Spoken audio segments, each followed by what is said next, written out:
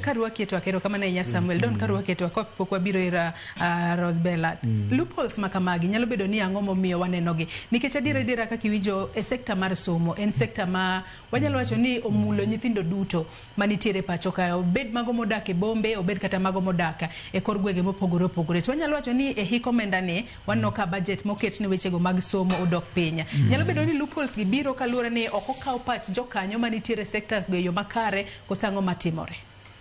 Erokamano adara kuonga wach ni loophole wuoke ka gimoro no pangi ni dwa time to koket ne pesa mitimego.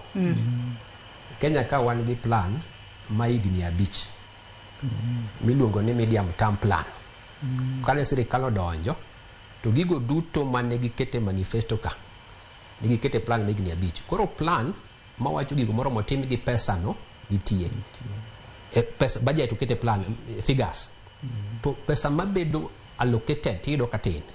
Koro gap mokwongo en ni gima no keti higni 5 cha. King'iyo gi gimitimo higa ka higa. Ang'o miyo otimore kamano? Otimore kamano nikech sirikal be pango allocate pesa kaluwore gi pesa ma ginyalo raise. Koro bedo ni sirikal raise pesa mok rom, koro gideyo gigo moromo gitim. To kwa wacho budget ni to kik wang'i sirikal mamalo kende. Weche nyithindo otingo nyaka county. Koro county be nigi plan margi. Koro gap ma jowagi wacho, gap go wuok nikech adiera sani wang'eyo ni sirikal chulo gowi. Koro pesa mang'eny mochoki sirikal chulo go gope. To pesa modong'o matin ni nitie gigo ma sirikal nyaka tim ma gin gik mochuno nyaka gitim. Chulo osara nyaka gitim. Koro pesa madong' gidhi kete gik moko ma jopiny dwaro gi ido katin. Koro gigi duto ochako nywandore gi mibadhi. Nikech iyudo ka higni mokalo ka kata manyo ket matin cha ok oti kode kendo. Okete matin to matin motigo no bedo kok oti kode maber. Koro kidok chien ting'iyo report mag auditor tibiro yudo ni pesni manyo ket chien ka samoro ok otiyo maber. Kendo kidhi higa machielo tido jogo manyo otimo supply ne sirikal pok ochul. Koro sirikal kochoko gichulo gowi magin go ka gik project ma higa machielo mane ok otieki ka be nyaka gidonje. Koro en gima nya wacho ni en complex nikech nitie gigo monywandore makelo gaps mwacho gi. To kawuono sama wan kani kata kapok wadhi e budget ma higa ma kuro wueni. Koro beno wapenjore to budget ma higa ni en gadi. To seti kode nade. Budget ma higa ni sirikal odong gi dweche 2 to higa rumo. Koro kwayo ni jopiny be kik waringa ni budget miloso cha. Wiwa kik wil gi ma higa ni.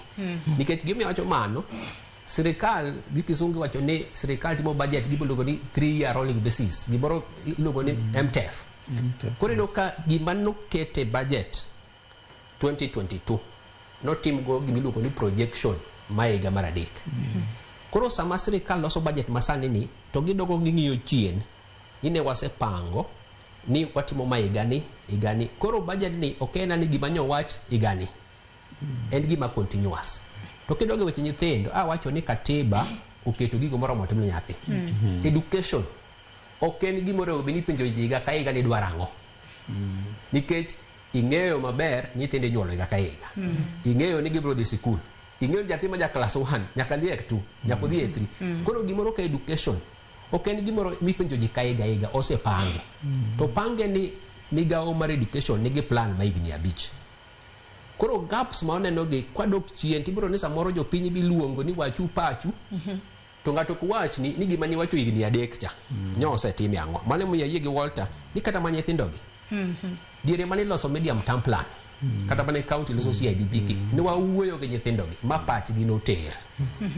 Koro onego wapenjre to pach gi mo higni mokalo ka osetima ang'o. Nikech nyithindo be winjo marach giwacho nwa ni usiku konwa ni teru pachu. To pacho okete okete gigi. To gimiwa nyaka adwa mi example. Nyithindo go miwa nyaka example. Adwa ni make kar example kare.